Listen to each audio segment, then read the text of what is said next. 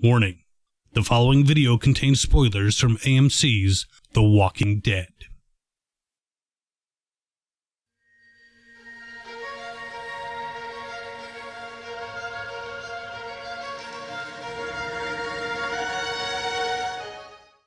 Hi there. They call me the governor, and I have to say this was not one of my favorite episodes.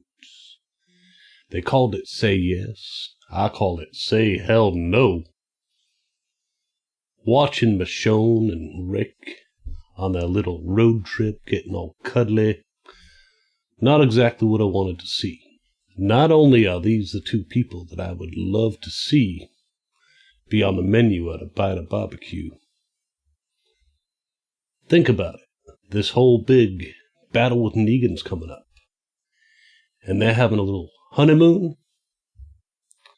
Not very smart. Of course, Rosita's taking this a bit more seriously, though on her quest for guns she found, well, a toy. Hard to feel sorry for her. She's on the road to Bitchville, snapping at Tara, walking around like she's the only one who lost somebody. Remember, Tara lost Denise, Maggie lost Glenn, and she's got a child on the way. Get over yourself, Scarface. Speaking of Tara, she's been struggling with this whole Oceanside secret. So, of course, who does she turn to for some sage advice? Judith, of course. Of course, she's probably the smartest one among them. Back to Michonne, they totally luck out in finding this camp of armed biters, stumble across a huge cache of MREs. When they do make their move to take out those biters and get the weapons, one of the biters actually opens fire. It's hilarious. When they were going to get those guns and taking out those biters, for a moment my heart leapt. I was so happy. It looked like Rick had actually succumbed and ended up on the menu, and Michonne was the next cause. But it was just a poor deer that was getting feasted on.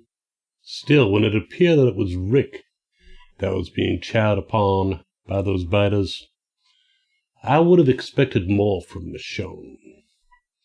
Rage, vengeance, anger. But no, she was so devastated. She was about ready to let those biters just chomp into her. If Rick hadn't popped up from his little hidey hole, she would have been a goner, which I wouldn't have shed any tears about.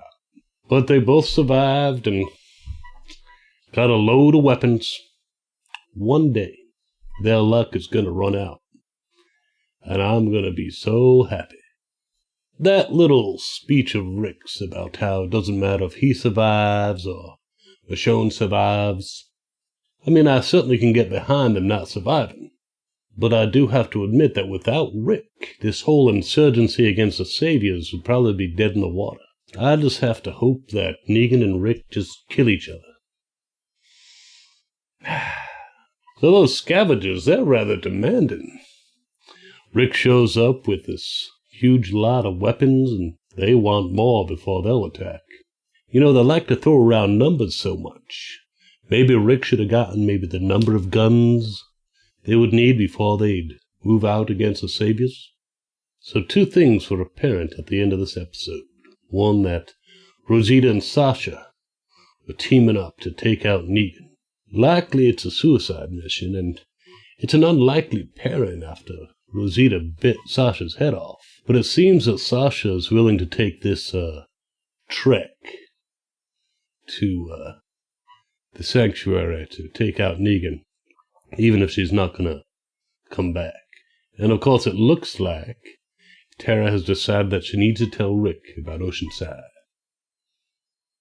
Must have been a tough decision. Glad Judith could help. But this could make things interesting in a future episode, which is good because this episode didn't thrill me. This one was just a lot of setup and pandering to the Michonne fans. Maybe next episode we'll see a bit more action.